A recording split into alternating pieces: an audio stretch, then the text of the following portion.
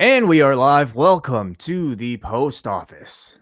I'm John Pollock along with Wei Ting, and this is the Money in the Bank post show following the WWE's big event Sunday night in Hartford, Connecticut, where we have lots of stuff to run down. How are you doing tonight, Wei? Not so bad. Not so bad. There was a lot going on tonight. There was, yes. Most normal people would say that Money in the Bank was a distant, at best, third among their priorities, with Game of Thrones and a Raptors game that you were definitely very tied to. I was very curious, yes, because it was another nail biter, I have to say. This was double overtime? Double overtime. Wow. Yeah. So it lasted probably just as long as the WWE pay-per-view tonight. Yeah, just about. So we are going to be going into that pay-per-view. And also on tonight's show, if you are tuning in live, we will be taking your phone calls after our review. So if you want to jot down the number, it is 732-800-4423, or you can Skype in. Just look for Post Wrestling and you can Skype right in, free of charge, and we will be taking your calls as long as they are coming through, plus taking your feedback. So looking forward to all of that. The Money in the Bank show, Way, as we previewed earlier this week on the Hangout, it was a show that I think had a lot, despite the, I think, overall opinions of the television product, this was still a card that had a lot of depth and I think a lot of potential going into it in terms of match quality and general interest that the Money in the Bank does bring about. On paper, I definitely thought it was a good looking card. The build has been what it is, and I think we don't really have to talk about maybe the lack of enthusiasm as it relates to that. But I think on paper, with this roster, it certainly looked good. I think the Money in the Bank concept itself tends to provide with a lot of surprises as the night goes on. So yeah, before we move on to the review itself, I should mention this particular post show is sponsored again by our good friends at Grapple, which is the wrestling app that you use to rate matches and see what other people think of those particular matches. So this app is available, of course, for free on the App Store and also Google Play. If you just search for GRAPPL, log in, you find the card of your choice. In this case, it would be Money in the Bank for tonight, and you view the aggregate ratings of each individual match. You can search for the best matches of a certain promotion by year or by month. 13 promotions are on the app right now, with Dragon Gate being most recently added.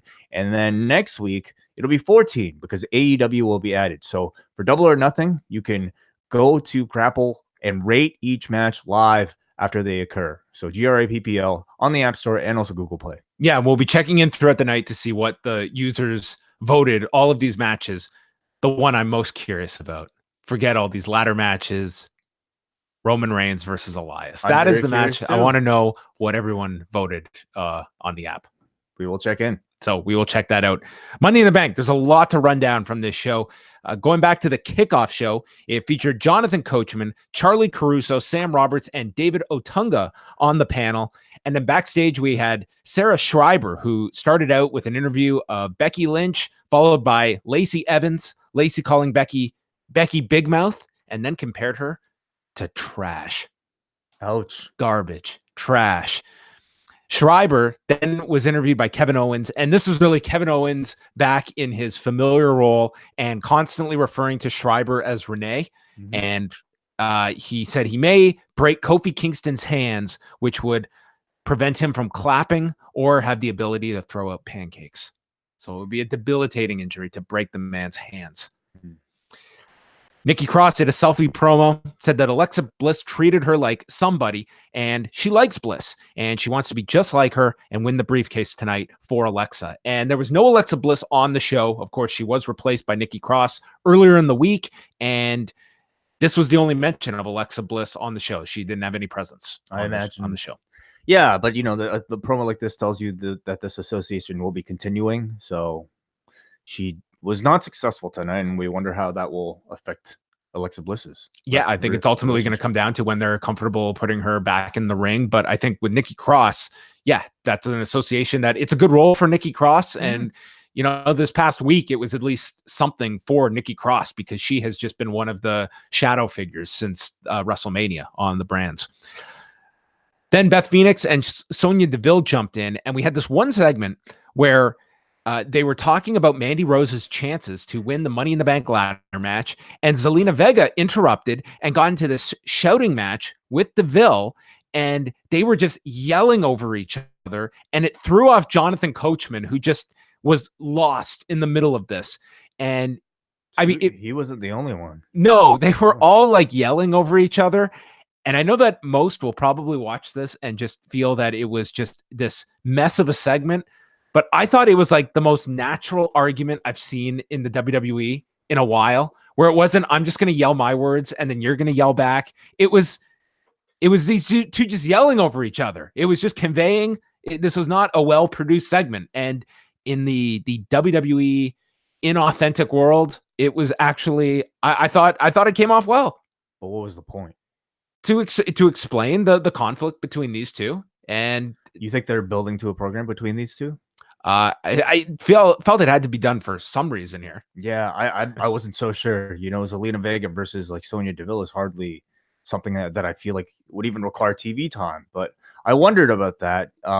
In the end of it, I think anytime they do these things, especially with the women, it just makes everybody come across like an idiot. And to me, I dismiss both of them, and rather than look at both of them as threats. The only kickoff match was Daniel Bryan and Rowan against the Usos. They had a non-title match. The Usos cut a promo calling them SpongeBob and Patrick again. And then Rowan had the advantage for a long time. Bryan came in. He was stomping down on Jay. Bryan then missed Jay, so that allowed for the tag to be made to Jimmy. Rowan hit Jimmy with a jackhammer for a 2 count, which I would think that move is going to be off limits for the next month. Maybe. Rowan proceeded to hit a double superplex onto the Usos. Bryan attacked Jay with kicks. Then it was the super kick party from the Usos. Jimmy broke up a label lock, and then the Usos super kicked Rowan on the floor, hit stereo suicide dives. They hit Bryan with a super kick from the floor, and then followed with the double Us, and Jimmy pinned Daniel Bryan. 11 minutes, 10 seconds. Daniel Bryan goes from title match at WrestleMania to losing on the kickoff. That has to be quite the month to month for Daniel Bryan, who, do you know who his opponent was 1 year ago at Money in the Bank? Miz? Big Cass. Oh, remember that feud? Yes, of course. So well, there's an upgrade at least. The post WrestleMania programs for Bryan have not been too memorable. I was surprised by this. I thought this was going to be Bryan and Rowan just winning here. And it tells you, I mean, Rowan was not the one taking the fall here. He has been the more protected of the two. It's pretty clear. I definitely find that interesting. At the same time, I really do not fault them at all, because I think Bryan could take a pinfall and it does not change his stock at all. He's still Daniel Bryan. Whereas I think Rowan, throughout this tag team, has really been reinvented. To me, like I'm enjoying him so much more. First of all, I actually get to watch him wrestle in a tag team, but his size and power matches up so well with guys like the Usos and Bryan, and really, and you can hide him in a tag. And but you know, the things he does well, which are his power moves, all that's really accentuated, but by the contrast of seeing him in there with all these other smaller guys. So to me, he hasn't come across better. He comes across better here than he did in the Bludgeon Brothers. So I think protecting him is totally fine. Bryan can take the loss. This seems to indicate to me that they are really concerned about the lack of tag teams on SmackDown. You have clearly. You have nobody else to go back. They have no faith, obviously, in Nakamura and Rusev, who would be a natural babyface team to keep these guys busy. But obviously, they don't see them at the level. And the Usos are going to be feuding with Bryan and Rowan, obviously. Yeah, I mean, at this point, I think, honestly, it's kind of a downgrade of Bryan. But I guess they don't have plans for him in the title picture. So keep him busy in this tag division that, I mean, there isn't a whole lot going on. I really don't dislike it, because I think, you know, Bryan's out of the title picture. Therefore, making him at the top of a different division kind of gives him a goal. Yeah. And at the same time, protects him, but extends perhaps his shelf life by putting him in tag team matches rather than, you know, these long singles main events. Do you think, given the, you know, his health issue that he had at WrestleMania, that they are, you know, putting him in tag matches is something that they're doing more so at a necessity just to hold off this guy? I'm sure that helps, but I lighten the load a bit. The thing with Bryan, though, is I feel like so much of this comes from a creative desire. Like, you can already tell after he won the belts, the types of promos he was cutting.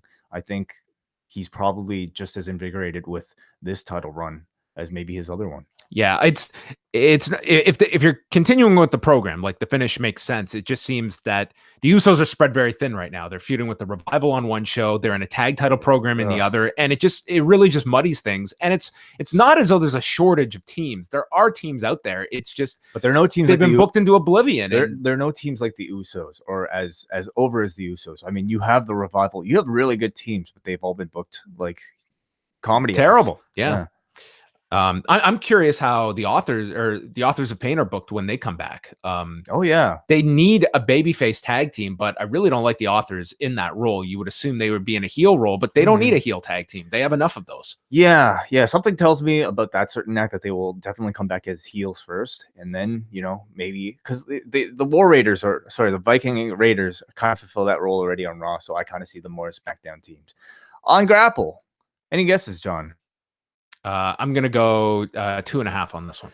Very close. 2.86 out of 5 okay. is what the Grapple audience voted this one. I enjoyed it. I thought it was a really good match, especially for a kickoff. The announcers didn't know what this means because the Usos are on Raw and Rowan and Bryan are on SmackDown, and they explained the wild card rule has opened up Pandora's box, and now a Raw team can challenge for the SmackDown Tag Championships. Ridiculous. Whatever. Match, I think the audience, they got into the finish. It was a good match for the kickoff, I thought. Yeah, I really enjoyed it. I think these two teams have just excellent chemistry. All the whole brand stuff aside, I'm looking forward to seeing a third encounter. The main show kicked off with they had a graphic for Ashley Massaro, which is nice that they acknowledged that. Did we talk about we haven't talked about Ashley because that happened later on Thursday after our last show. It's a really sad story. She was only 39 years of age, and yeah, I think it's just a really, really sad story involving her. Not a very long time in the WWE. She won the Diva Search in 2005, and she was done by 2008, but had been training, was looking at getting back into things, and she was scheduled for a meet and greet at StarCast this weekend, which coincided with her birthday as well, and leaves behind a child as well. She was at WrestleCon, yeah, like not that long ago. We were in that convention, like. Yeah, it's amazing. There have been certain things that might have been alluded to online. Nothing official reported yet, though, as far as cause of death. Yeah, it's kind of it hasn't been officially ruled yet, so I'd rather not definitively state. I will say though that it has brought back to light the allegations that were made when she joined the concussion lawsuit, and part of that lawsuit, she had made allegations that when she was on an overseas tour, that she was sexually assaulted, and the 15-page affidavit that she had is now online, and you can read the allegations and in painful detail. And I think that this story is going to get a lot of a spotlight this week because there are a lot of unanswered questions about what did happen. Ashley, the WWE has come out and stated that she reached out to them last year after the concussion lawsuit had been thrown out, and apologized for being part of the lawsuit, and said that she had largely been kind of roped into this whole thing, but never explicitly said she made up allegations or was denying that these things happened. And unfortunately, now you will not be able to speak with her regarding it. But I think that story is going to get a lot of attention this week. So it's something that we will be monitoring this week. The main show started off with the women's Money in the Bank ladder match. Naomi, Natalya, Dana Brooke, Nikki Cross, Ember Moon, Bayley, Carmela, and Mandy Rose. And first of all, Naomi coming out dressed as Bumblebee. I like the look. I thought it was an awesome look. Yeah. She had the wings on. Her hair was done up. I thought it was a real cool look for her. Something special, something different. And I thought she was one of the standouts in the match. I thought she performed really well. Well, honestly, looking at the list, to me, she seemed to be one of the top contenders in my opinion. And whether or not she was going to win the match, I think, having eyes on her, she was going to, have certain spots that would make her shine. So they came up with a lot of interesting ladder spots. At one point, they tried to sandwich Naomi with the two ladders from opposite sides. So to avoid it, she did the splits. So the women ran into each other with the ladders. Early on, they did an injury angle with Carmela where she had injured her knee, and the officials helped her to the back to take her out of the match. Rose and Natalya then put Bayley between a ladder and shut it on her, and Naomi followed with a split-legged moonsault. Dana Brooke and Mandy Rose fought on the ladder, and Brooke grabbed onto the cable holding the briefcase and hung over top the Devon Dudley spot. And then Cross, Naomi, and Bayley all tried to climb at the same time. Everyone's on the ladder. Natalya tips it over. And then from the outside ladder that's set up on the floor, Ember Moon dives off of it and hits the Eclipse in the ring onto Natalya. And that got the biggest reaction of the match. It was Ember Moon's really her only spot in this match, but it was a pretty memorable one. It was pretty cool. Rose is alone in the ring when Carmela limps back down the aisle. She attacks Rose. She begins to climb. And then Sonya Deville runs in, yanking Carmela off. And Deville is lifting up Mandy. She starts climbing with Rose on her shoulders when Bayley comes up, sending Deville and Rose off. Bayley's left alone and grabs the briefcase. 13 minutes, 51 seconds, and grabs the briefcase. And I thought they were going to do my idea, which they didn't do, but they did kind of the babyface version of what I was suggesting. Right. Yes. Yeah. Bayley winning. I think, she needed this. Yeah. I mean, typically you see on these shows, it's like often a heel winning and then a babyface winning. And I guess this was a babyface Money in the Bank win. I thought it was actually a really good match, much like last year's Money in the Bank ladder match with the women. I enjoyed that one and I thought it exceeded a lot of expectations. This was similar. It had the same type of feel of, any of the women's big matches where you can see that they put a lot of effort into it, perhaps a lot of like rehearsals going into it to make sure that everything, is executed perfectly. Not everything was kind of done perfectly, but I would say that it was pretty good. Like I couldn't really point out too many glaring mistakes. You can tell like there was a lot of thought put into different spots in the match, and the comparison to the men's match seemed like this year they were going out to just shock you with like crazy violence. bumps, yeah, with like painful stunts. Yeah. And this was more kind of thought out stuff. Like there was nothing in this match that I watched and was like cringing. No. Like the women killing each other. And in many ways, I kind of prefer that in my wrestling. I will take that any day. You kind of need a level of both, especially with Money in the Bank matches. I don't ever need sunset flip power bombs onto ladders. I'm good. I'm fine. But I thought there were some, very clever spots designed here. I thought almost everybody had a good chance to shine. Naomi in particular. Ember with that great spot at the end as well. I didn't so much kind of buy into the whole Carmela injury thing. If she was a babyface that I think a lot of people were buying into, like then if it was Bayley in that spot, I thought Bayley could have worked in that role. It's also very predictable. You know what I mean? Like, so I didn't really get into the whole Carmela being injured and coming back thing. But Bayley winning, I love it. I think by the end of this night, I had no issue with it. I think tonight was a really strong rehabilitation for Bayley. Yeah. What did the grapple folks have to say? Yes, I'm gonna guess let's go 3.25. You're very close. 3.11, 311. Okay. 311. Yes. Paul Levesque is on the phone and he got interrupted by annoying Sami Zayn, who just kept talking and talking. Levesque hangs up and Zayn is worried about Braun Strowman showing up to attack him and he can't get into the right frame of mind for the ladder match tonight. And Levesque informs him that Braun Strowman has been banned from the building. Yeah. So that's that. All taken care of. We'll see. This begins a show-long storyline involving Sami and Braun. Samoa Joe versus Rey Mysterio for the United States title. Can you pull up the WrestleMania card? Because I want to compare times here between Money in the Bank and WrestleMania. First of all, Dominic is showing backstage watching the match. And the notable spot of this match, there weren't too many because it was quick. Mysterio hit a seated senton and nailed Joe right in the nose. And Joe comes up and he's bleeding from the nose. And then all of a sudden, Rey just catches him with this cradle and pins him in 1:39 to win the United States title. Now, since this match has gone on, Mike Johnson has reported at PW Insider that they called the audible to end this quick because Joe broke his nose, and they cut the match short because of it. So this one went 1:39. I want to say this was longer than the WrestleMania match. It was longer. The Mania match is listed as 59 seconds. 59 seconds. Yeah. So for two pay-per-views, they went a grand total of 2 minutes and 38 seconds. I mean, it's fascinating. It's fascinating, especially if the reports are true that this was intended to go longer and they called the audible to end this just this long. Well, I think based on what they did with Reigns and Elias, they wouldn't have scheduled both matches to be that length. So perhaps. But, it kind of works out because you kind of draw the parallel between this and the other one. I guess.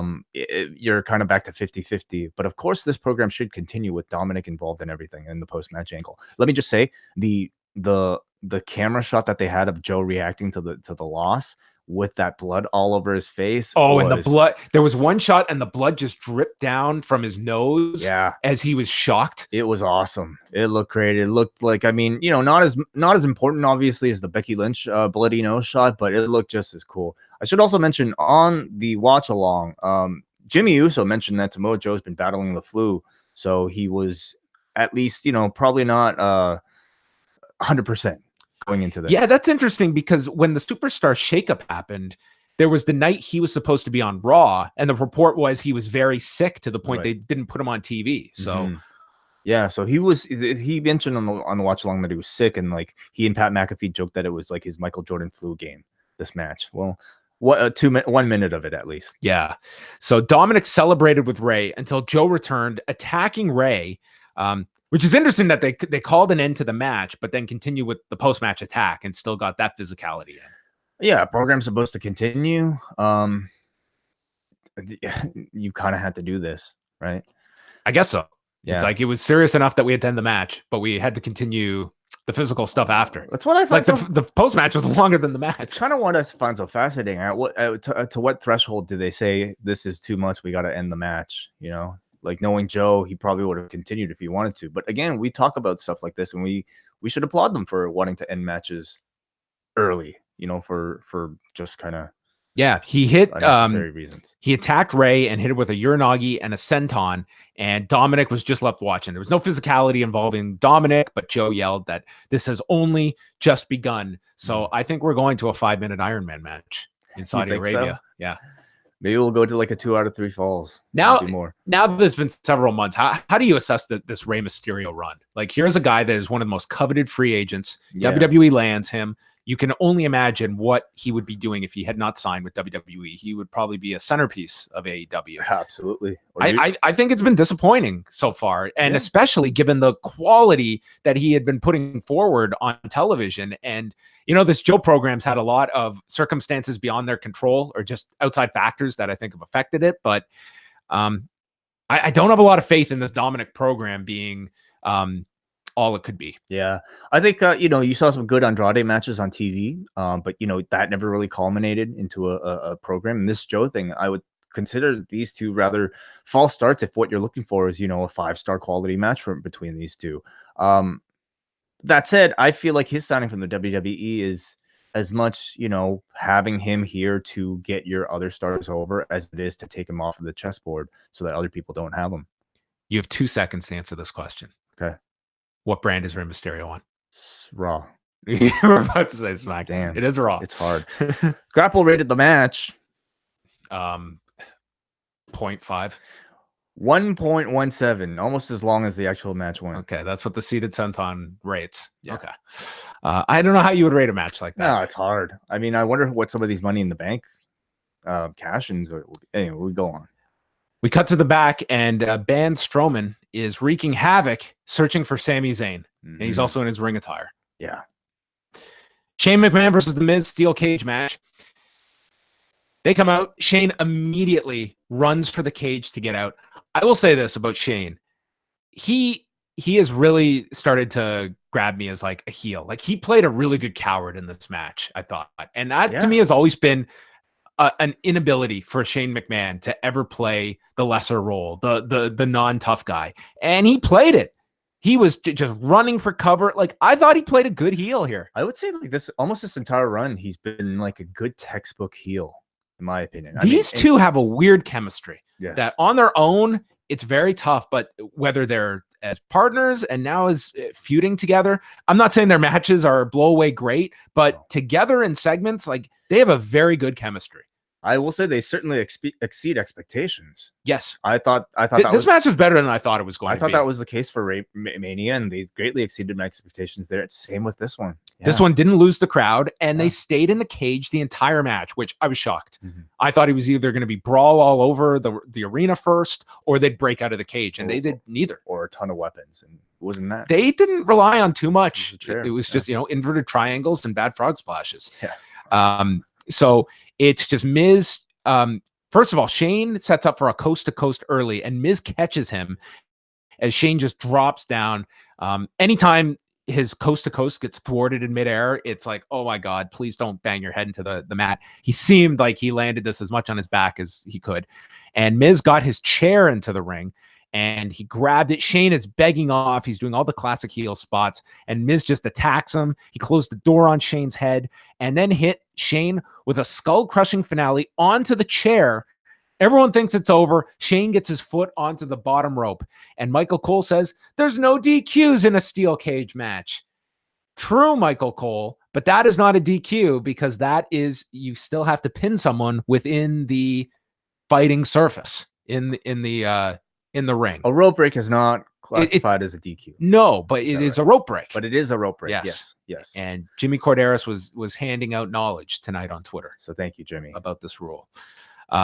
Shane climbed the cage and got hit in the chair with a leg. The two are sitting on top. Miz is attacking him and ran him into the cage. And Shane just falls dead weight onto the ring. This was quite the fall. Mm-hmm. And then Miz hit what I have dubbed the 1-star dog splash. This thing looked like a seal falling and just blubbering on top of Shane. It was one of the most hideous splashes I've ever seen. I don't know if the man had practiced it at all. I hope not. Or I don't know if it was a spur of the moment thing. I'm sure in his mind, he looked a lot better than he probably came across. This was like, rec league, somebody trying to do the Michael Jordan pose and failing miserably. It was so bad that when Shane recovered and applied the inverted triangle, I couldn't even muster up a complaint about that because of what I just seen before. Absolutely. Yeah. Shane tries to climb over to get out. And again, he's doing all this. He's just trying to escape. He's not trying to beat this guy. He just wants to run from Miz. And Miz grabs him. He's trying to suplex him over into the ring. But Shane just goes he sandbags him and falls through, sliding out of his shirt to the floor and lands on the floor as Miz is left holding his shirt. Yeah, that was cool. I thought... we talked about this, that Shane has to somehow backdoor his way into a victory because I think ultimately it's him and Roman Reigns that this is going to lead to a match involving. You don't think they'll get another rematch out of this? I think they could get another rematch out of this, but I think Roman Reigns is the ultimate destination. But I think that makes, if the Miz does not ultimately win this feud, it makes him look terrible. Well, I'm not saying this is, and Miz has actually, I'm not saying he's a great babyface, but this is the most over he's been as a babyface. I agree with that, but you know what? The more I watch, the more I kind of feel like this is due to the work of Shane McMahon, because I've seen the Miz up against other babyfaces on Raw when Shane is not there, and he's not as good. So I maybe it's to me. Maybe I'm just more impressed with Shane and thinking he's the workhorse in this feud. Well, Shane has to be on the Saudi Arabia card. He's got to defend his best in the world trophy, right? Aren't they going to do this match again? Probably. Saudi Arabia. I would think so. Yeah. Some kind of stipulation. But, I thought this was infinitely better than the Shane Taker cell match for what was happening inside the cell, at least, which was what I was afraid this match would be. But I think they learned from it. They didn't let Shane dominate the match using his submissions or his strikes. Instead, it was Shane backpedaling pretty much for the entire match. Got a few, impressive spots here and there, but they kept it compelling with interesting segments between the match. It never dragged to me. It never felt slow. And they didn't even have to rely on a big Shane dive to achieve it. No, I think that they should be applauded for the lack of shortcuts that they could have gone to. I'm not saying this was a match of the show or anything. It was not pretty at spots, but it exceeded what I expected going in because I was not looking forward to this at all. Yes. Grapple, though, I'm afraid, might not necessarily agree because they rated this one 1.63. Oh, wow. Is that the lowest so far of the show? No, Ray and Joe was lower than that. Yes. Monday night on Raw, they're going to be in Albany, New York, and they announced that Mick Foley will be on hand. Has not been on the show in a long time, and he's going to be introducing a new championship belt, a new title. This is exactly what I think will turn ratings around. Another championship. Yes. From what I understand, the idea is that it's going to have some kind of a 24/7 rule attached to it, so it can be defended anywhere. On any brand, I assume. I would assume so, because the term I was given was 24/7. So that to me is a title that you could put on whatever shows. You could do digital clips out of. You could do house show title changes. Yeah, I imagine it might be the type of belt that children might really be into, maybe casual audiences might be really into. Especially if they let this kind of like permeate through social like YouTube and things like that. I I can't anticipate this creating too many interesting matches. Maybe great backstage segments to come. I don't know. Somebody here wanted to bring back the 24/7 rule. Yes, somewhere more titles were necessary. Yeah. Then we had Sami Zayn hanging upside down. So if he had this championship, he would have been prone to be pinned here. And he's just hanging upside down. Everyone's scrambling for help. And Sami Zayn ends up being taken to the hospital. And we're left to wonder who attacked Sami Zayn. Tony Nese versus Arya Daivari for the Cruiserweight title. These guys this crowd was just not into the match. I thought this would be on the kickoff personally, but I guess, the kickoff only being an hour, they kind of need the rest of the time to promote. Yes. We had an 11-minute match on a 60-minute show. We couldn't possibly fit this somewhere. I was honestly surprised because looking at the card, like 11 matches, I thought they would have trouble. And we ended up with 12 because we got an added match. We ended at 10:45. So they raced through a lot. Either that or they just felt like this was a light card. Yeah, I'm not going to complain about the pacing that they didn't go crazy overtime. They went 9.5 minutes here. Nese hit a Fosbury flop and a 450 splash for a near fall. Daivari came back, hit his hammerlock clothesline for a big near fall that the announcers were really into and sold big the lack of kickouts to that move. And Nese made his comeback, hit the running Nese, and pinned him at 9:25. The work was fine. I didn't think this was a blowaway. Great match, not some of the level of Buddy Murphy's matches on past pay-per-views. Yeah. And, this was kind of the curse. You look at the kickoff and people groan when the Cruiserweight title's put there.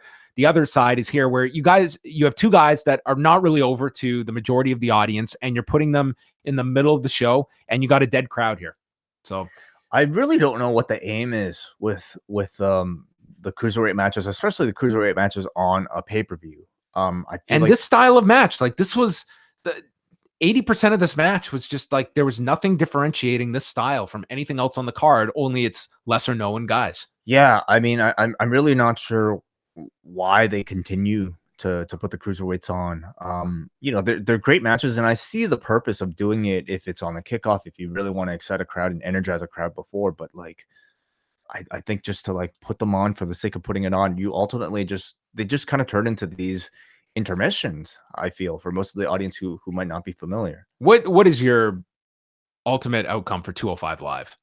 I mean, are they just waiting for a deal? Like they have this third hour that they tape on SmackDown, and once they have someone that is willing to pay them for that hour, like I think that's the extent of 205 Live until there's an offer that comes along that makes it worth their while. I don't think they're going to hesitate to get rid of this show. Well, in the meantime, I would try rebranding it and try to make it into maybe something that actually, is a compelling watch for people who might even want to purchase it at some point, because I just don't see the importance to the show right now. I think the people who watch it might really enjoy it, for some of the in-ring, but I don't hear about it. I don't hear about it enough to suggest that those numbers are very high at all. If you're telling someone, what did I miss on 205 Live this week? It's like, there was a really good, 3.5-star match. It's like, okay, I've got numerous ones of those.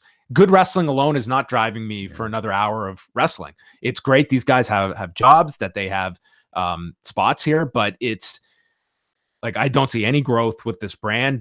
You could watch Raw and SmackDown all those hours and you never hear about 205. It's kind of become more of like a version of their developmental, for guys like Ali and Buddy Murphy to really prove their worth before they jump up onto the main roster. It's kind of what it's turned into.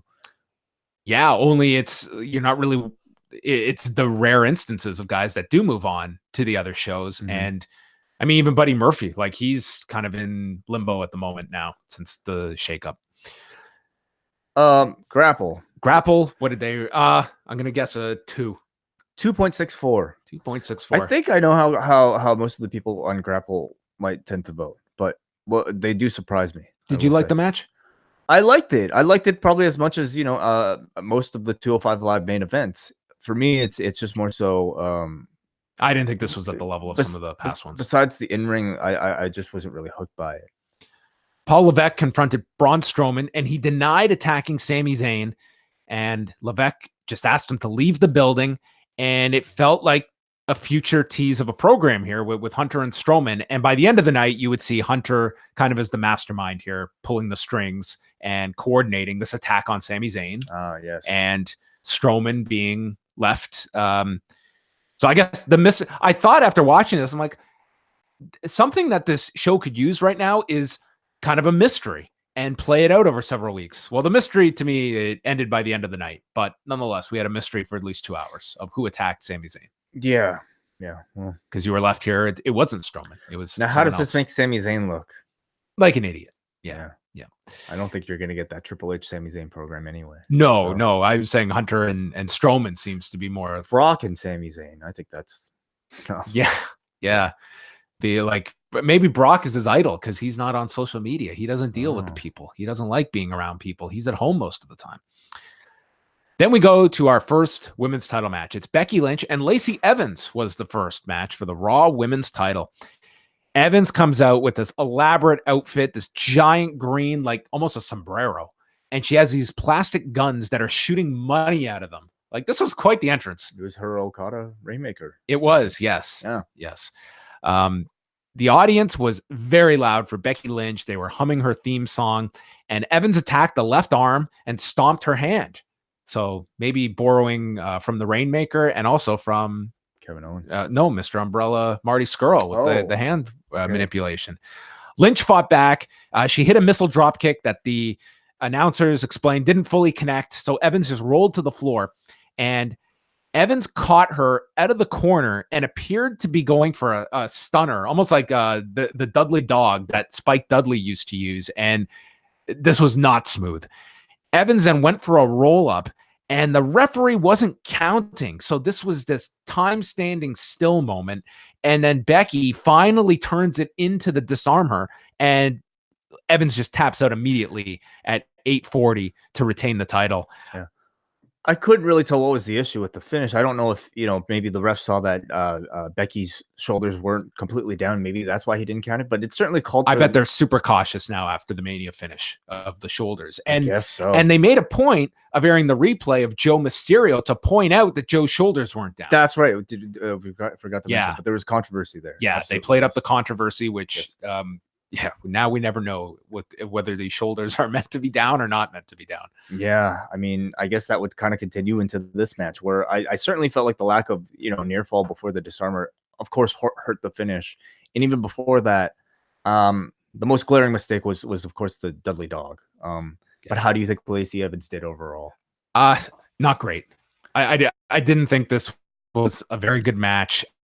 I think they benefited from a hot audience for Becky Lynch, but in terms of just watching actual match, even 8.5 minutes, I thought was asking a lot of Lacey Evans. It was a big position for her, and I didn't think this was a very good match. I'll say, again, considering the level of experience that Lacey Evans has, this kind of being her first pay-per-view match, in a title match, no less. I thought she did fine, but you have to consider the fact that she is an inexperienced person. The troubling part is that somebody being put in a position like this, your expectations are already going to be way higher. And was her performance on the level of somebody who should be challenging for a championship belt? No, it wasn't. But I think the way ultimately the segment ended up being, you understand that she wasn't necessarily here to challenge for the belt. She kind of more so played the first in a gauntlet for Becky, which is what it was. Still, I thought it was a maybe a bit much to ask of her, and by the end of it, I think her reputation is kind of affected, because not everybody's going to give her that leeway. She didn't go back to that the moonsault, the moonsault, yeah. Which she had the knees that landed on Natalya, so has not done that since. Becky is going to leave with the belt after the match when Charlotte Flair's music plays, and they're going right into the SmackDown women's title match, and a lot of heat at the start. And Charlotte has a huge smile on her face. Like, she was great. Charlotte was really great here. Yeah. She applied a Boston Crab early. She's slapping Becky around. I think they're having a great match. Like, they're 6 minutes in, and I'm like, man, they're going to have a really solid match here. The crowd's with them. Both women are on point here. Charlotte is really standing out. when Evans runs back down and nails Becky with the woman's right. And then Charlotte went to cover her, but Becky turned it into a cradle, and everyone thinks she's going to pull out the victory here. Charlotte kicks out, and the place pops huge for the near fall. Charlotte gets up, and she goes for the running boot, which misses by a mile. And that's the finish. She pins Becky 6 minutes and 12 seconds. I thought the ending really screwed up what was on its way to being a very good match, but I was really disappointed that they only had the 6 minutes. Yeah. Well, this segment was going to be a lot more than just, the No, Becky this matches, was not right? about it. This seemed as though Becky and Charlotte were doing the match, but we're not giving you This was not proper match. Yeah. I mean, but unfortunate that I thought both Becky finishes were somewhat ruined. Oh, both I would were say. messed up. Yeah. Yeah. And I have to say too, I think, seeing these two matches to me kind of highlights that Becky, even though while I think she's very good, she's not necessarily good enough to carry somebody like Lacey Evans to a good match. Whereas I feel like Charlotte is a bit more Charlotte capable. is the star of the division. Yeah. Like she really is. So, but you had a really hot crowd here. I like the booking a lot. And then we kind of get to the next thing. Yeah. So Evans returns, and her and Charlotte double team Becky. They're stomping her down. The crowd starts chanting for Bayley. So when Bayley's music hits, this place explodes. And in that 1 minute, that pop, it was like they hit the reset. Oh, yeah. It's 2016 all over again, and you're coming up from NXT and all the bullshit of the last 2 years, the feud with Sasha, the feud with Alexa. This is your life. Yeah. We're going to forget all of that. You get a clean slate. Well, this is one of the things that I think is one of the benefits of having a brand split. You can give people mini resets as they move to different shows. Bayley ran down, and she's got the briefcase. She attacks Charlotte and Lacey Evans, but then gets knocked down. And Charlotte goes to spear Bayley, misses, and drives herself into the turnbuckle, which must have been the hardest turnbuckle ever because she was motionless for minutes on end. The audience is cheering. Bayley did a great job of conveying everything and milking it, looking at the briefcase. The audience knew what she was thinking. So when she finally handed it over to the referee, this place exploded. This is one of those like things that I think WWE does really well, is like they are able to, whether it's, through your Shawn Michaels matches or what, they're able to convey a lot through physical acting and just kind of like standing there and letting the audience, draw conclusions using camera shots to, convey what the person is thinking. And Bayley did that excellently here. So she cashes it in. Charlotte is laying there. Bayley climbs to the top and lands the top rope elbow. Interesting. That's the move she uses, and pins Charlotte in 21 seconds. And they did a long celebration after, with Bayley holding up the SmackDown Women's title, wins the championship. And I think the takeaways here is that you have Bayley felt so rehabilitated, and you now have a woman that you can insert into the main event mix with Becky, with Charlotte. Mm-hmm. Like she feels totally in that class now. But it feels like Becky is going to be mainly on Raw feuding with Lacey Evans because they are clearly going that direction. For the time being, at least, yeah. I mean, Lacey, I assume will get a rematch for the championship belt. I contend that she is not ready to beat Becky for that belt, so hopefully it is just another victory. This is going to be a case of wins and losses not mattering. Hopefully it's another match for Becky Lynch before she moves on to somebody else. But I think transitioning to Bayley versus Charlotte is a very attractive program on SmackDown, probably their highest profile program that you can do on SmackDown. But I love the direction. I thought these three matches were a great bit of exciting, well booked pay-per-view television.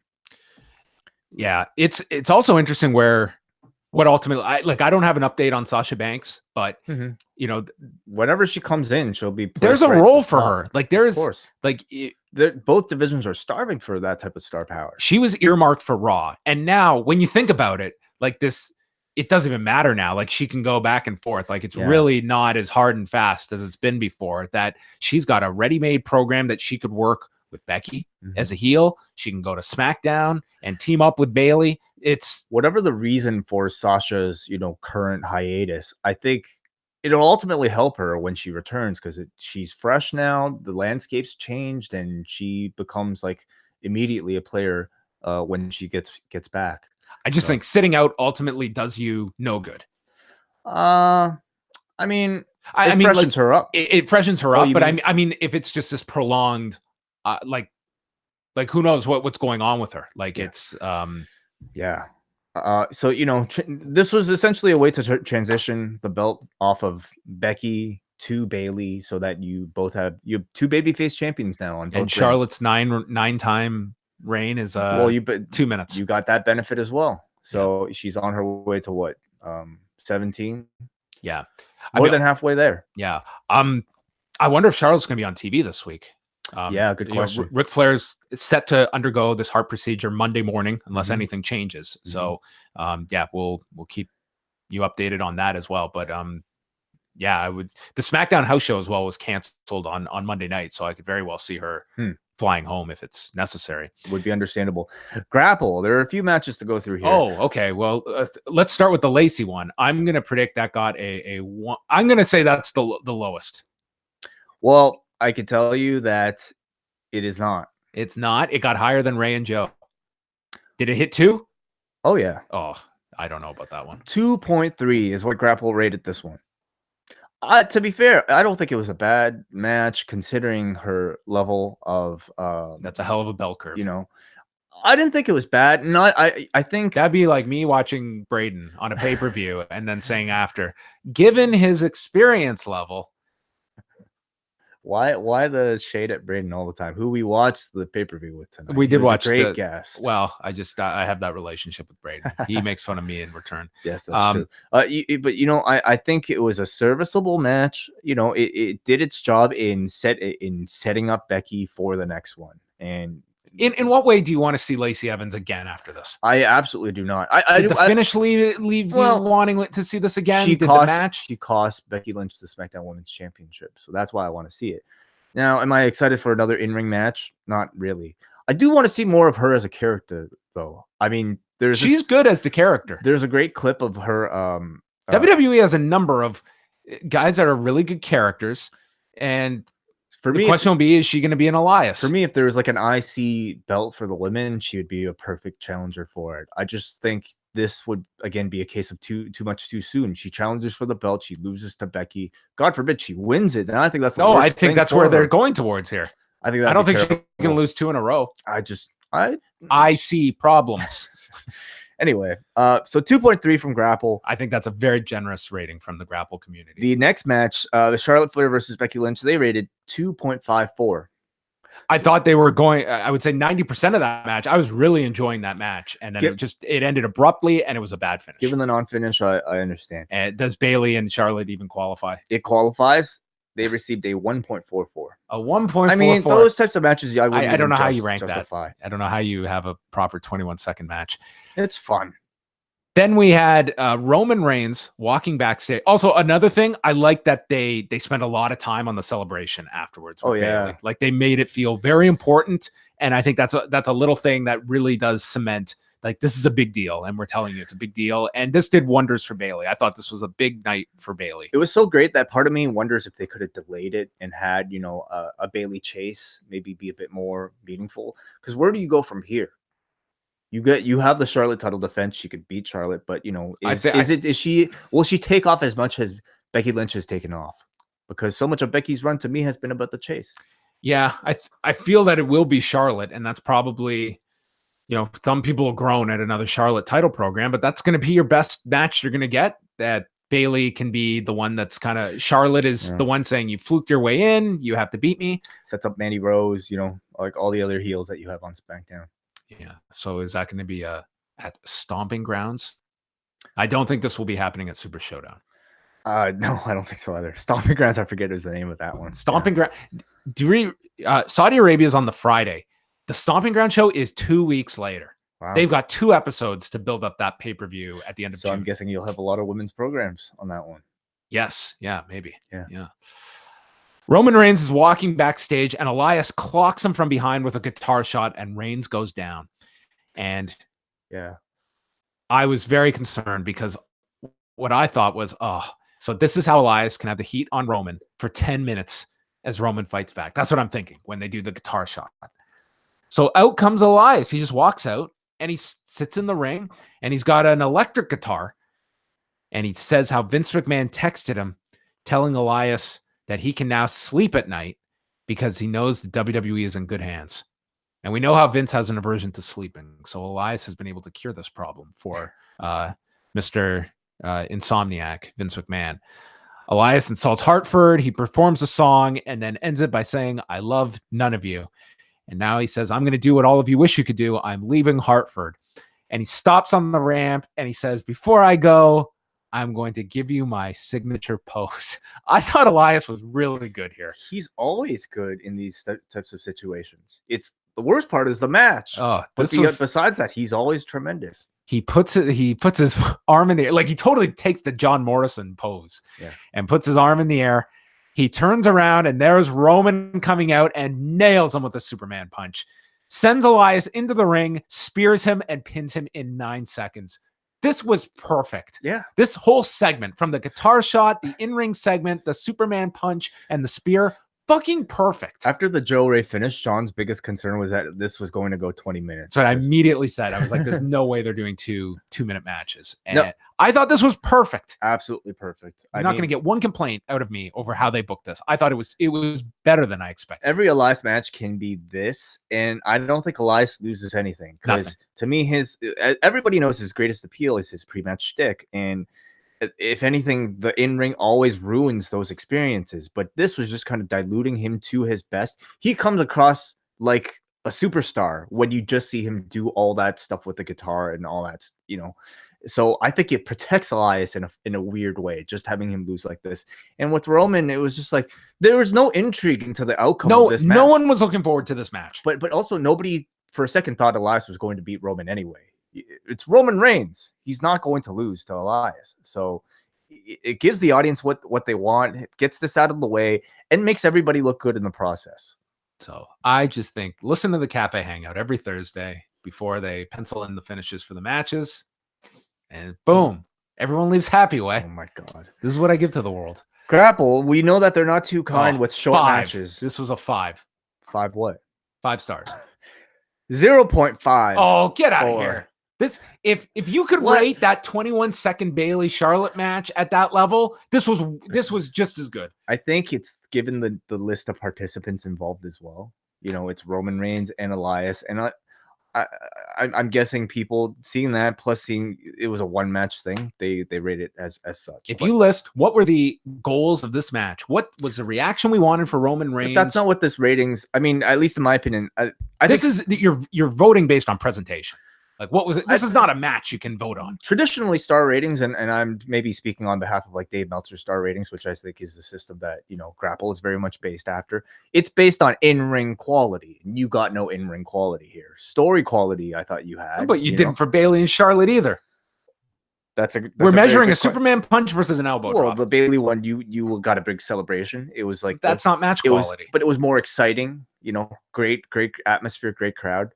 Again, this is a fan voted on thing, and to have your say, I want the analytics of this entire thing. We'll call up Gareth right now. All right, we'll ask him. But 0.54.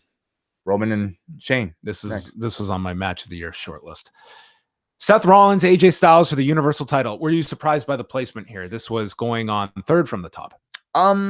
Not so much. I think at this point everything is somewhat interchangeable. Maybe they just wanted to calm the crowd before Money in the Bank. And I think it made sense that you don't want to put this on last with the idea of dangling a potential cash in and eliminate that thought from people's mind. It's that, and I also think the Money in the Bank to me has had the most intrigue of all the matches on this show, more so than this. Yep, I think so. They went back and forth at the start, and it really picked up when they were on the edge of the apron, and AJ lifted him for a pile driver, and Rollins was able to block that. Thank God. Rollins hit a suicide dive. Both are down. Rollins starts nailing him with these Kawada kicks, and he's just like really looking good. Styles responded with an Ushigoroshi. Then Rollins lifted Styles, hit a buckle bomb and a top rope splash for a 2 count. Much better technique on the frog splash than we had seen earlier. Yes. Styles used a torture rack into a blue thunder bomb, and then Styles gets knocked off balance as he's setting up for the phenomenal forearm on the top rope, and Rollins proceeded to hit an inverted superplex. And that's spectacular enough. This is like Dolph Ziggler and Alberto Del Rio would do this. And that was about it. And Rollins does the inverted superplex, holds on, and rolls through into a reverse Bloody Sunday. Yeah. I mean, you can't really do an inverted Falcon Arrow, but No. this was kind of the next best thing. No, and of a callback there with AJ Styles. I guess so. I wonder if that was Like intentional. he took the move. Yeah, but this looked amazing. It was awesome, and I think something that typically like guys will just kind of go to their quote unquote 5 moves of doom, but here like they decided to add a variation to it, and it became that much more memorable. Styles then hooked the leg and rolled into a deep calf crusher. Rollins was able to kick himself free. Rollins super kicked him, and then he went for the stomp, and he countered it in midair into a Styles clash for this unbelievable near fall. I think one of the best Styles clash entries you'll have ever seen. Not involving Kota Ibushi. Not as good as the Kota Ibushi one. That might be the top, but this ranks up there. Like there are highlight reels that people like put out on YouTube of the best Styles clashes, and this is definitely up there. After I saw this spot, I was like, okay, these guys, this is probably a one and done match because I don't see this program continuing. So I was wondering, are they going to go all out? Because I always go back to that Kota Ibushi finish from Invasion Attack. And Rollins is he's not the only one. There are other guys on the roster who could do the spot with him. Yeah. But Rollins is the one who has introduced the Phoenix Splash, and they did not go that far. I think that's such a risky move. I think it's very tough. Like it nearly, like they were lucky they pulled it off with Ibushi and Styles, and that was 2015. Yeah, it's so risky. 2016. Maybe in the rematch they'll try it. So this was an unbelievable near fall that we had with the Styles clash, and then Rollins made this comeback with the ripcord knee, super kick, and then finally hit the stomp. 19 minutes, 50 seconds. I thought this was easily the match of the show. This was awesome. This lived up to high expectations going in. It was my match of the show. Yeah, I could see people kind of choosing between this and perhaps the main event, Money in the Bank match. I enjoyed this more. I thought this was an excellent match, and I think I'm having a tough time myself, but I might kind of give the edge to this one. Dream matches to me often disappoint, but this was one that 100% lived up to expectations. It's unfortunate that I think the build wasn't as strong for this one.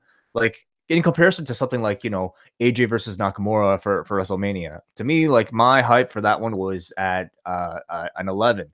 This was more so at like a 6. But maybe that's better. Maybe that's why. Yeah, maybe that's why this one came across so much better. But this was better than AJ versus Nakamura for sure. All of the matches.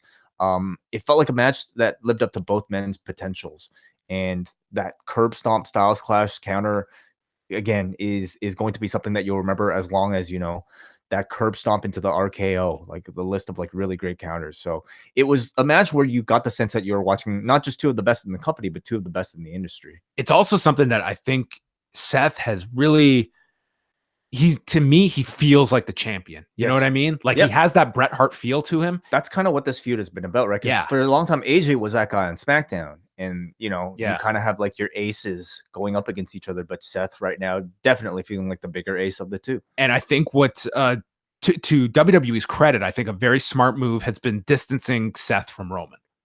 Absolutely. Because in that dynamic, he does feel like 1B. Yes.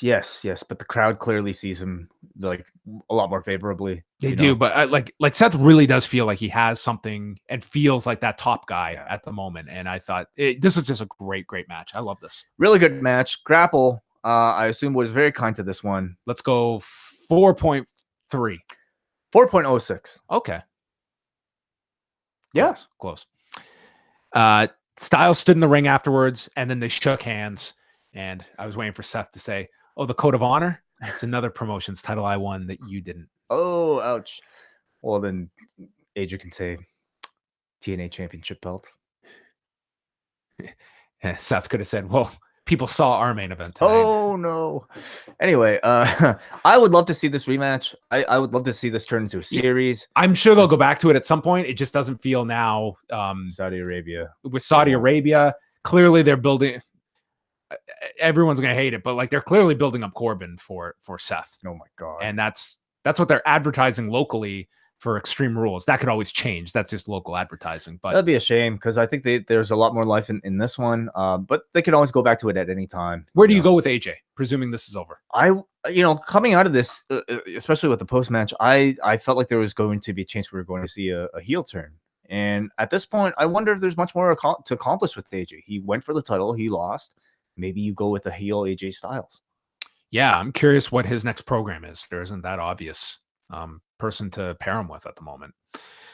Charlie interviewed Kofi Kingston, who is with Xavier Woods, and Kingston acknowledges Kevin Owens' claims that he doesn't know if he could be champion without the New Day. Woods assures him, yes, you would. And Woods is going to stay in the back as per the wishes of Kofi. And Kofi says, I've got a title to defend. And he walks off. And he clearly didn't get the memo that there was going to be another segment in between, because the Lucha House Party came out, because I was just saying the way there's not enough matches on this show. We could really use a throwaway match. Thankfully, we didn't get that. The Lucha House Party comes out. They're throwing out their candy. I presume Skittles. Yeah. I mean, well, That's what they threw out at the Business Partner Summit. Right, I guess. And if there's anyone that's really upset at Mars this week, the parent company of Skittles, it is Lars Sullivan, who came out. Wow. Oh, yeah. And Lars Sullivan proceeded to kill these three, and in the process, cut his forehead open. Yeah, I think they said it was through a headbutt to Kalisto that might have done it. We, didn't see the exact point, but some intentional, a lot of unintentional blood on this show. Yeah, so he just destroyed them here. Did you notice any particular reaction for Lars Sullivan beyond the normal? Not really. Yeah, honestly, like I think this was like a test to see how are people going to react to Lars after this week. Ultimately, I feel like with a lot of these, depending on the crowds, of course, you're not going to get too many people either aware of the situation or caring enough to like be vocal about it with your audience. Again, of course, that's depending on the audience, but I didn't anticipate it for Hartford. Kofi Kingston, Kevin Owens, second from the top. Owens ran Kingston into the post, and then Kingston fell off the apron and crashed into the cameraman. And they went to the guy's perspective for the replay, and it looked incredible. These poor cameramen. I hope they have good like insurance. They must, right? They must have some. But anyway, it's like, God, they were taking a beating in this show. Yeah, they did. Kingston went for this tornillo to the floor and was kicked in the body upon landing. Owens is just playing the bully here. He's trash talking him. Kingston stopped the stunner, hit the SOS for a 2 count. Kingston then stopped the super kick, and he was setting up for a dragon sleeper, but got stopped and hit with the pop-up power bomb, and Kingston kicked out. He hit Trouble in Paradise, but Owens rolled to the floor to avoid getting pinned. They fought. They got back into the ring. Owens hit the stunner, but Kingston grabbed the bottom rope. And then Owens climbed to the top. He went for a swanton, landing onto Kingston's knees, allowing Kingston to stagger to his feet, Trouble in Paradise, and he pinned Kevin Owens at 14:57 to retain the title. The finish I expected, but also one that I just feel Kevin Owens is in a really tough role. Like, this was a pretty clean-cut loss. It felt like the end of this program. It didn't feel like there's much juice left in it. And yeah, I feel really bad for Kevin Owens. I just feel he's just been the victim of circumstances the last 2 months. I don't know if you have to feel that bad for him. The guy was, he's at least wrestling now. He's in a title match. He's at a certain level. He's not, putting ass cream on his body or anything like that. He's not putting ass cream on his body, but he is getting the post-Mania match with Kofi that there was no chance they were taking the title off of him. It feels like it's one and done. Yeah. And the Bryan thing certainly, affected him. Well, that's what I'm saying. Like, it's just circumstances beyond his control. I think, having the delayed, association with the New Day before the heel turn, he would have been able to gain a lot more out of that whole program. Instead, it seems like it was rather accelerated and extinguished kind of quickly. But that said, I thought this was a very good match. It was good. It was in a tough spot following the last match. It's not at that level, but I thought they had a good match. And we're also talking 10 o'clock right by this point, so it was rather late. It was similar in style to like the Kofi Bryan match, in that like it wasn't full of like crazy like spectacular moves.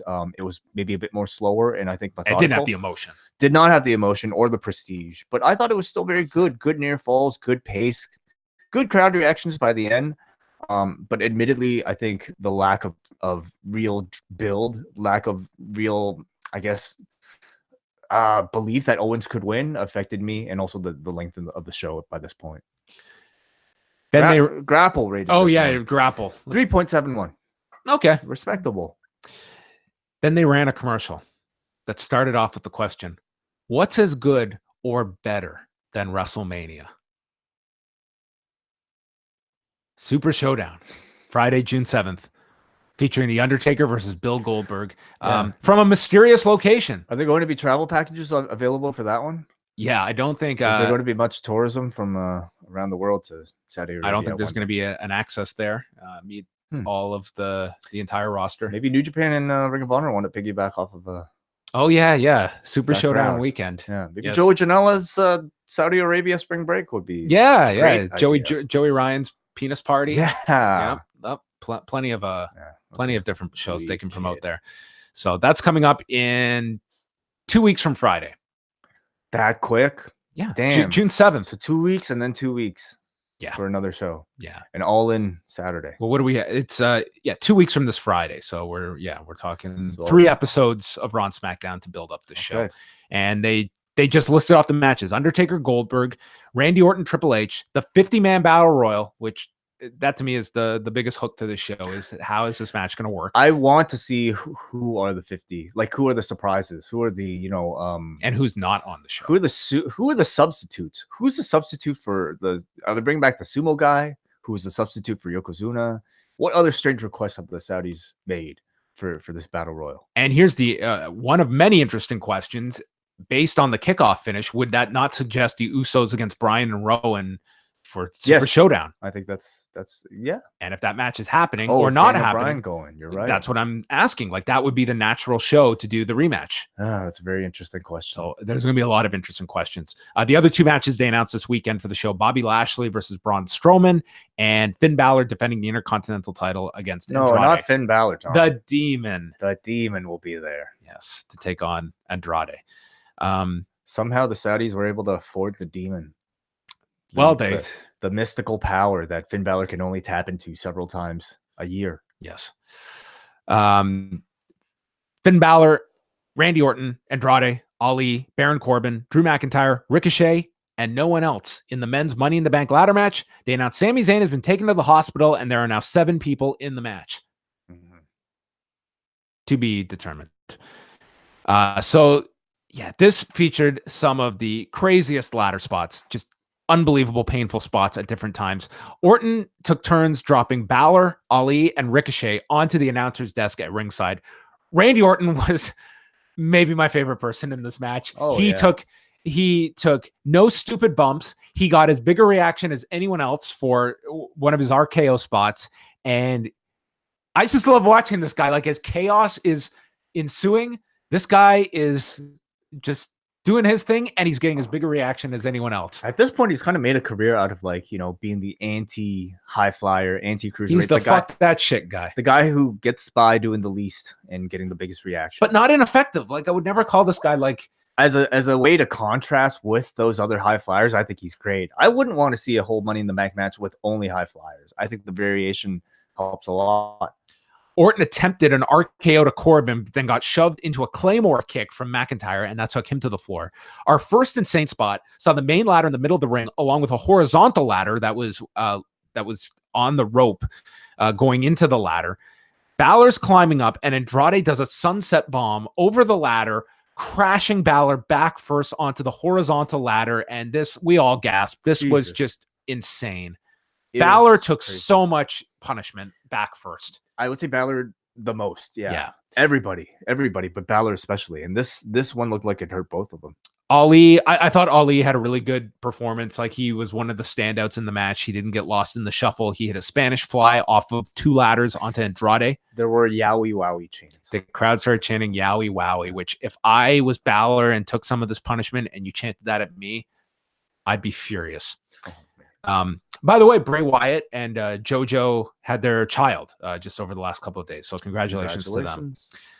Corbin chokeslammed Ali through the table on the floor.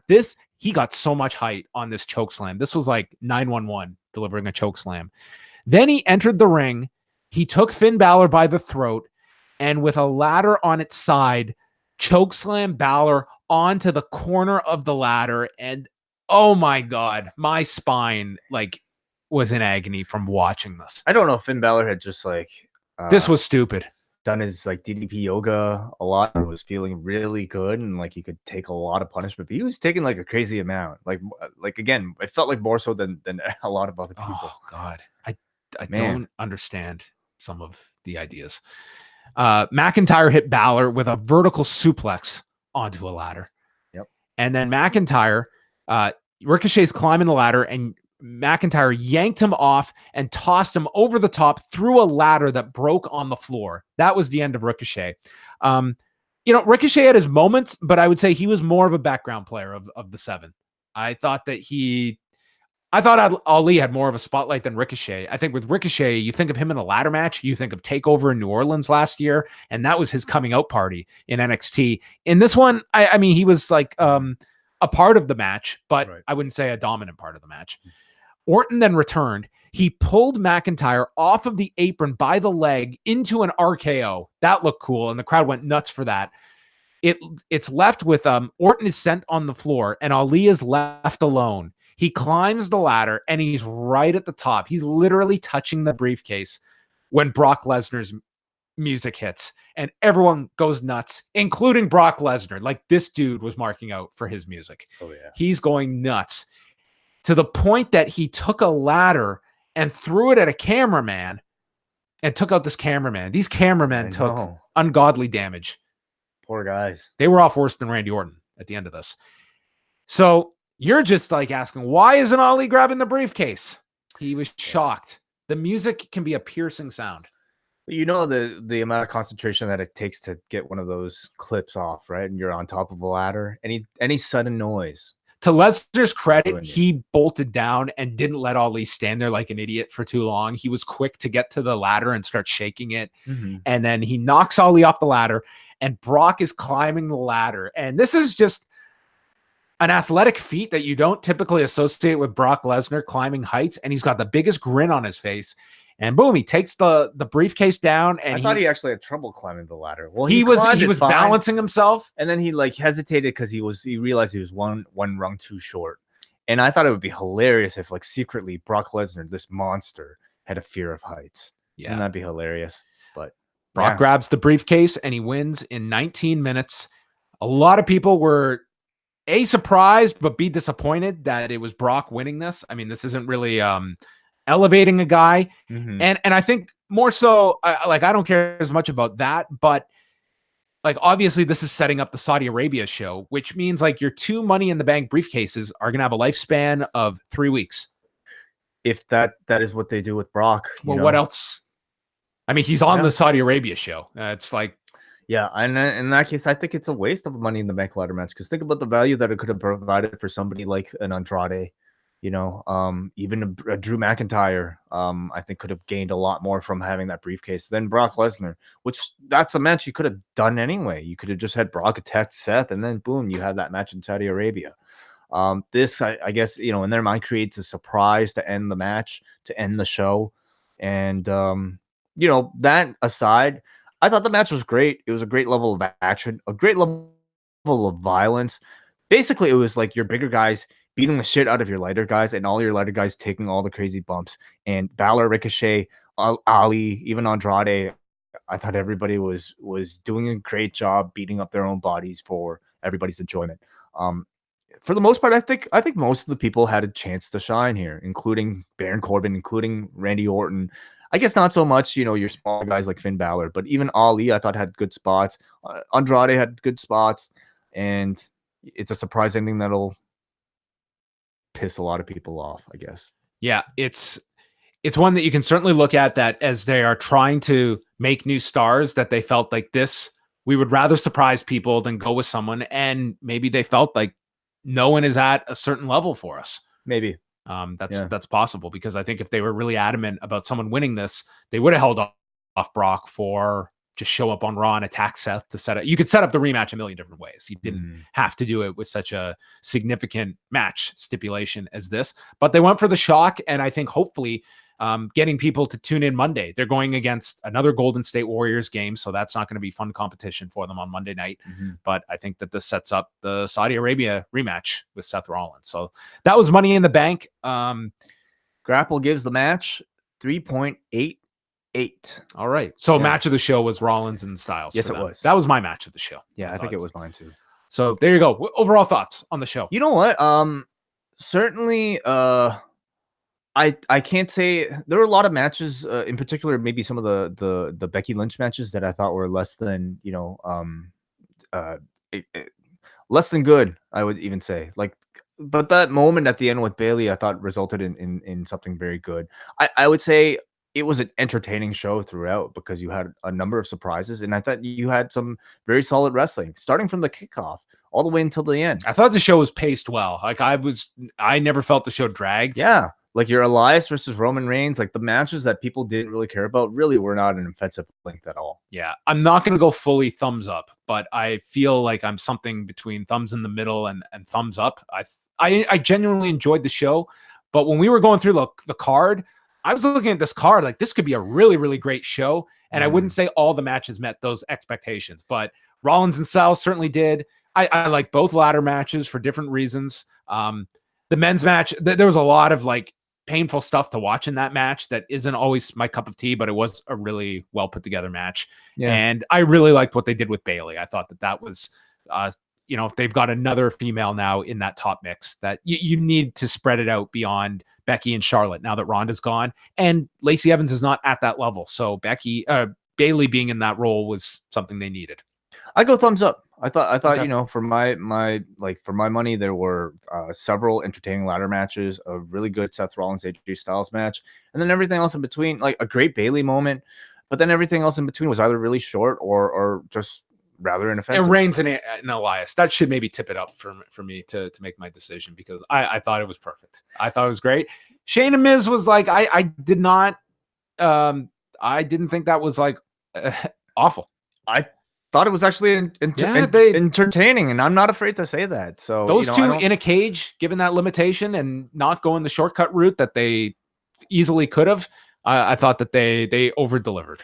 At this point, we're going to go to your feedback on the phones and also on the message board. But if you want to call in, the phone lines are now open. 1-732-800-4423.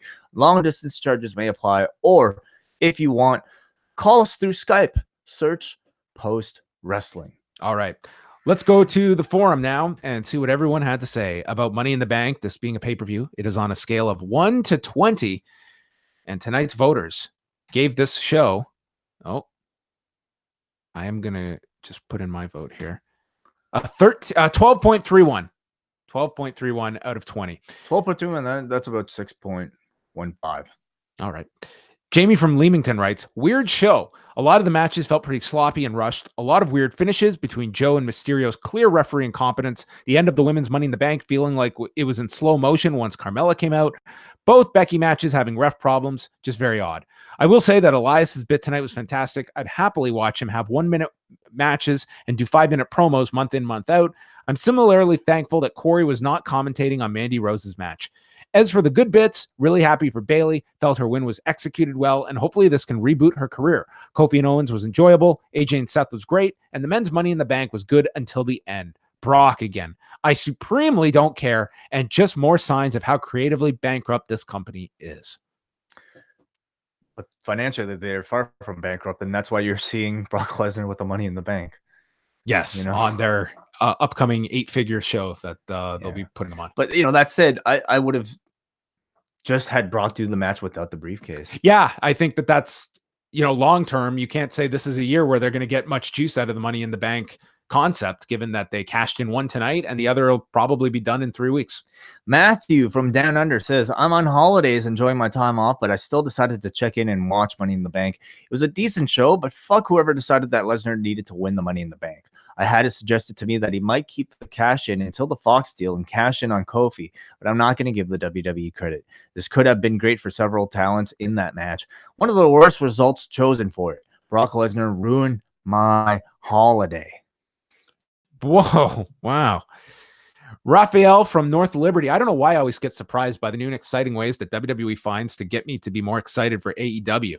AJ versus Rollins, Kofi versus Owens, women's Money in the Bank, all being fun matches, couldn't make up for the garbage ending and the otherwise wonky finishes. I don't know what audience this is made for, but it's clearly not for me. Okay. We go to Dave from Sydney, who says this was a proper downer of a pay-per-view. So many options to move forward and push new talent, and they go with Brock. Did they save the Lesnar cash for the first night of SmackDown on Fox to boost ratings? Probably not. I don't think we'll go that far. Poor ref issues and outdated booking is not the way they should be moving forward a few days before AEW's Double or Nothing. Negative aside, AJ and Seth had an incredible match that will probably be the best WWE match of the year. The stars that they should be pushing, like Andrade, Ricochet, and Balor, looked incredible also. And Andrew from Cape Breton. Interesting show tonight. The 2 Money in the Bank ladder matches were pretty good, so I definitely enjoyed those. I think the big issue tonight people are going to have is with Brock Lesnar. I don't think we can ignore the fact that he's a star, and this is a company that has had a problem with star power for the past number of years.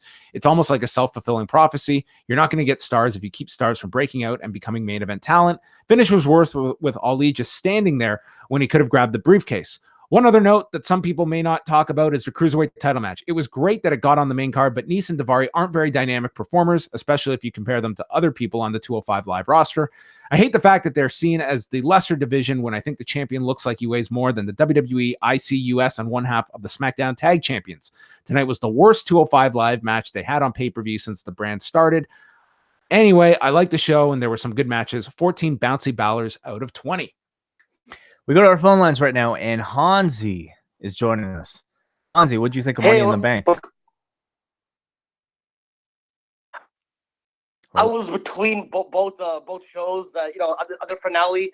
I liked most of it. I liked both Money in the Bank matches, except for Brock Lesnar winning. But the title matches were really good. I hope AJ and Seth continue. But I don't know. I'm glad that Bayley finally got something. You know what I mean? I've been kind of. I was never really big on the Bayley character. Like, it wasn't from my demographic, but I always appreciate that she was over. So I'm glad that she actually cashed in on Charlotte, because people on the timeline were thinking, oh, she should turn heel and cash in on Becky. And I'm like, you don't gotta turn everyone heel. Like, you can give her an edge. Like, I hate this notion that you gotta turn everyone heel. So I like that they had her cash in on Charlotte, and then maybe that feud can cook for a little bit. Yeah, I think that it's hard to argue after seeing the execution tonight. It was really solid for Bayley, who I've always maintained could be a phenomenal babyface, but I think that they had run her into the ground. But you did see kind of a rehabilitation through the tag program, and I think she was kind of in limbo since WrestleMania. So tonight was like a really definitive positioning of her. So I think Bayley was handled very well tonight. I think the idea of turning somebody heel should come when they run out of opponents to wrestle. With her recent move to SmackDown, I mean, she already has a whole new list of opponents to wrestle. So I think she'll go through people like Charlotte first, and then hopefully turn heel in order to pair up with a different list of opponents. Oh yeah, totally. And before I go, I just want to ask you guys, because with the whole wild card rules, everything has been thrown out the window as far as logic is gone, right? So do you guys see that Brock Lesnar is gonna presumably cash in on Seth Rollins, or do you think they'll give the option to go, oh, you know what, this Money in the Bank briefcase, it can go on both brands actually, and then he challenges Kofi for the title? No, I'm expecting him to cash it in for the Saudi Arabia show in a couple of weeks. That's what I expect. Okay, that's cool, man. Guys, doing a good job as usual. Sorry I haven't been able to call in recently and all that, but I'm always listening and watching. All right, so we appreciate it, Hansi. Anytime you want to call in, feel free. Yeah, take it easy, guys. Thanks, Hansi. All right. Well, we'll hang up for a few minutes before we wrap up. If you want to get in any last minute calls, chat about anything coming out of Money in the Bank, or what you're expecting coming out of tonight's show for Raw and SmackDown this week. How much do you think tonight's show was affected by Game of Thrones or the NBA? I'm sure that live viewership was probably down, but I don't think it's this killer like if it had been on pay-per-view, for instance, where I think it would have been a detrimental effect going against both of those factors. But in this current incarnation, I think people will go back. They'll seek out what they want to see. But I'm sure that a typical WWE pay-per-view live viewership on the network was down. I'm certain of it. Yeah. Any other things in the news that you wanted to talk about? Well, maybe we should talk a little bit about what we're releasing tomorrow. Yeah. So on Monday, we're going to be putting out the audio documentary that we've been working on. It's called Owen Hart's Final Day, a Post Profile. This is a documentary that I've been working on for about a month now and done a number of original interviews for, going back to May 23rd of 1999, which this week will mark 20 years since Owen Hart passed away. So this documentary will go revisit that day, speak to people that were there in the building that day, that worked with Owen Hart, and media members that covered the story at the time in 1999. So that is going to be released at 3 p.m. Eastern time on our post-wrestling main podcast feed. It'll be out on the website, so you'll be able to check it out there. And in the coming weeks, we'll also be releasing the interviews in full for members of the Post-Wrestling Cafe. So those will be starting probably in a week or two, all the interviews that I conducted. Do you want to talk about the list of participants, or do you want to save that? Let's just leave it. Yeah. Okay. Yeah. We'll talk about it more on Monday night and also on Thursday's Cafe Hangout. It is the 20-year anniversary of Owen's passing. So we'll be spending a lot of time on Thursday talking about that and kind of the making of the documentary too, as well as Damian Abraham will join us on Thursday for the first of a series of recaps of The Wrestlers, which is Damian's series that debuts on Viceland Wednesday night. And then each Thursday on the Hangout during the run of the series, he'll be joining us to give us kind of a look at what went into that particular episode and discussing each episode. This week, they're looking at Evolve from 2017. So I'm looking forward to having Damian on. We go back to the phone lines and caller. What is on your mind? Hey guys, it's Jared calling in. Hey, Jared. I thought the show tonight was pretty good. Overall, I like some of the directions they're going, but as anything what they do, I'm kind of worried about their follow up. I think that they can have strong nights every once in a while, but following up and actually building good storylines coming out of it is always the struggle. Like Bayley, I think this is a really good rejuvenation for her, but they need to kind of give her a run now where she looks strong and she doesn't just go back to being a geek. And ultimately, I think it'd be really cool to see her go on a long run and have Sasha come back and challenge for it at the end of a 6 to 8 month run. But whether or not we could get that is something to be discovered, I guess. Yeah, I think with Bayley, they've created something now that I think you can erase a lot of the mistakes that had been made with Bayley, and it really did feel tonight like a fresh start to do something significant with Bayley on SmackDown, whether it's moving over to Raw as well. She really does feel like a player now in the women's division, whereas for the past, especially for the past month since WrestleMania, she's really had no role and nothing to sink her teeth into. Who would you like to see her paired off against other than Charlotte? Yeah, I'd like to obviously see her against Charlotte first. The problem is Charlotte's kind of the strongest, so to see her beat Charlotte first off, I think any challenger after that would feel kind of like a step down. But it'd be nice to see them maybe build up like a Mandy or someone in that, give Mandy a good program next and build her up as a challenger. Coming out of that match, it's hard to see anybody else as a real challenger or a next step for the SmackDown side. Let's also remember, maybe this isn't coming up because they're challenging for the tag team belts, but you also have Kairi Sane and Asuka on that show as well. So who knows, in like 9 months' time, whether or not they'll be singles contenders. Yeah, I guess it's easy to forget about the women's tag team division right now. But what was your match of the night? Definitely Styles and Rollins, but I really enjoyed the men's ladder match as well. Actually, opposed to most of the feedback you've gotten, I don't mind Brock winning. Hearing that he's likely to just use that as a challenge in Saudi Arabia is kind of disappointing. It definitely seems like a kind of a panic reactionary move based on the ratings. Just hotshot it onto Brock, but I think you could build an interesting story there where he's just this big monster that has it, who barely shows up, but that briefcase is just always out there, kind of dangling and waiting. But I think it would be a real wasted opportunity to use it right off the bat within a couple weeks. But yeah, I would imagine we'll know the answer to that Monday on Raw if they're doing that match in Saudi Arabia. We know Brock's advertised to do Saudi Arabia, and I mean there's always the chance it could be held off for something else. But I mean that just seems logically where they're going. But I'm sure Monday night we're going to know what's happening with Brock in the Super Showdown show. Cool. Yeah, that show's just so strange because it doesn't really seem to play into the rest of their angles most of the time, and then you'll get a couple of matches that do. But it's weird. It's like half canon and half not. Right. Yeah. No, I understand what you're saying. Absolutely. Thanks for the call, Jared. Yeah, thanks for all the content, guys. I really enjoy everything you put out. Well, thank you for your support. All right. So, yes, Wayne and I are going to be back on Monday night with Rewind to Raw. We're going to be chatting whatever happens in Albany, New York, and then our full slate of shows will be out. You can check them out at postwrestling.com.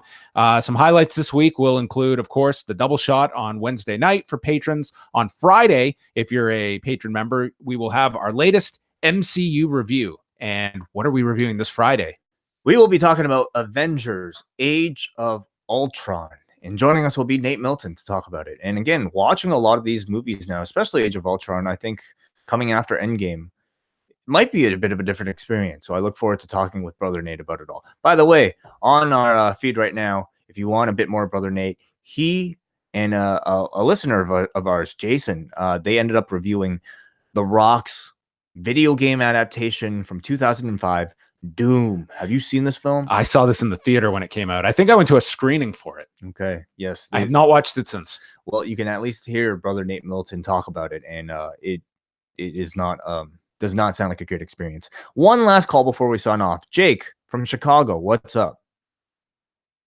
Hey guys, good to talk to you again. I'm not going to take long here because I know you guys are signing off here.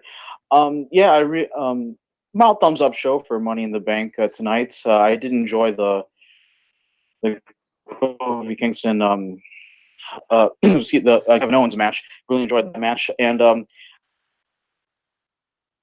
of the Jake, we're having some connection issues with you, unfortunately. So we might have to save this call for another time, or maybe because the celebration. Yeah. Hey Jake. They gave the celebration some time. I think we're gonna have to cut Jake off, unfortunately. Yeah, sorry, Jake. Sorry if you can't hear us, Jake, but we just have a poor quality connection right now. Okay.